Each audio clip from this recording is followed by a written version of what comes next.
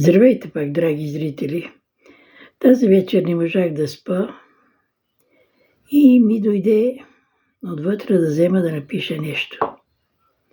И написах 2-3 стихотворения. Няма да ги чета трите, не се плашете. Само ще прочета стихчето, който се казва Кръговрата.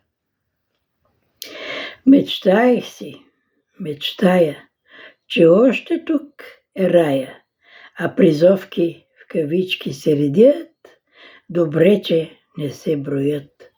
Късам всички, не чета, мога ли ги разбера? Видно е, че съм инат, щял командва кръговрат. Да оставя лесно рай, нима и той има край.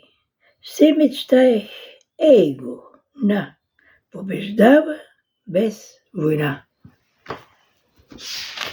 Така е. Дойде ли ти времето, никой не те пита.